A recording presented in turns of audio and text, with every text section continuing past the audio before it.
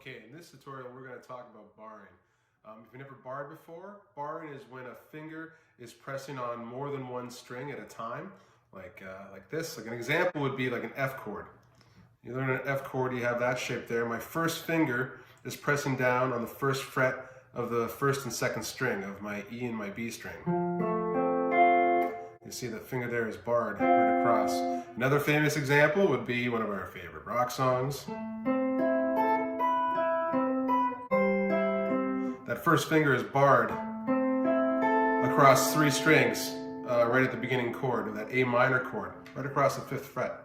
And then of course is the bar chord, the very frustrating bar chord, where your first finger is, barred right across 6 strings. In this case, it's a major chord, the G major bar chord that I've built off of the 6th string, and so for that I need all my fingers, I need my finger down on all the strings. So barring can be very frustrating. Barring is one of the harder things to learn, whether you're beginning or you've been playing for a while. Adult students would usually come to me saying that they've been playing guitar for many years and have, frustrated with how to do a bar chord. So I want to give you some pointers to help you with barring and a couple approaches. Let's see. So let's take first thing is we're back to where we put our fingers, right? Let's remember to put our finger as close to the fret as we possibly can. Let me move a little bit closer here. So again, if you put your finger right in the middle where we'd like to put it, you're going to get that buzzing sound. And that's just because, you're putting more effort in the middle of the fret than you are, say, real close to the actual fret. So that's where you want to do. So I would suggest, if you're just starting out, or you're frustrated with the F chord, this is a good exercise to start with. Just barring your fingers, your first finger, across the 1st and 2nd string. Keep it nice and close to the fret. And wait for you to get a good sound out of it, no buzzing. Okay, and then once you take that, just do like we do with the other exercises, and let's move it up the neck. And do it again. You don't have to do this to a tempo. We're just practicing strengthening the hands. These are like push-ups for our fingers. You can start at the 7th fret, you can start at the 1st fret, it doesn't matter.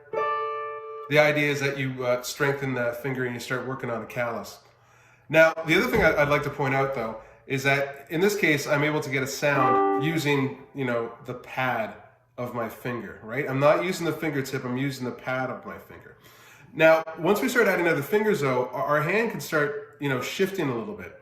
So something I've noticed when I make an F chord shape, which I'm now doing a little higher, actually I'll put it down to the 1st fret, is that I'm actually almost using the side of my finger. If I press real hard, maybe you can see where it's kind of lining up on my finger.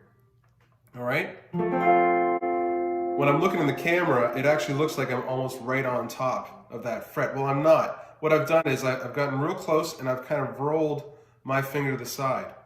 So similarly, you should try the same thing, especially if that works for the type of hand you have. Start at, say, the 1st fret, looking at more of the side of your finger and trying the same thing. You'll know that'll work if you start playing an F chord.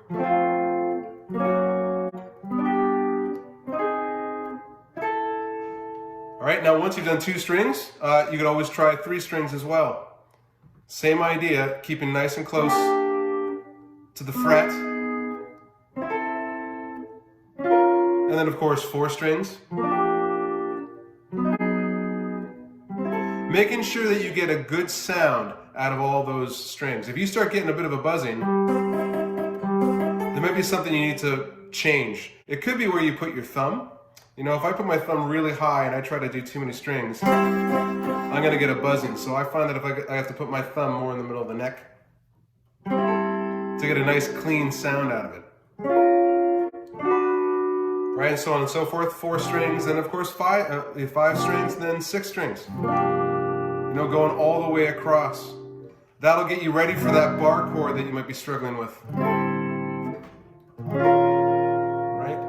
And you'll see how it almost looks like I'm right on top of the fret. Looking at my calluses, they're going diagonal. They're not on this part like you'd think. They're actually more of the side. That's where I can get the most strength out of my hand. Now, there's nothing wrong. You should try it with the other fingers too. It's less common to do like a bar chord with your middle finger, but there may be some instances where you're going to need to bar, so it's worth trying. Especially the third finger. Your third finger will do a lot of barring. Same rules apply. Get it real close to that fret and slide it up the neck. Make sure you get a good sound out of everything. Now, if you have an acoustic guitar or a steel string guitar, it's going to be a little bit harder. It's a little bit easier for me because I have an electric guitar. It's a little bit more forgiving. But no matter, you'll have hands of steel when you're done. All right, good luck.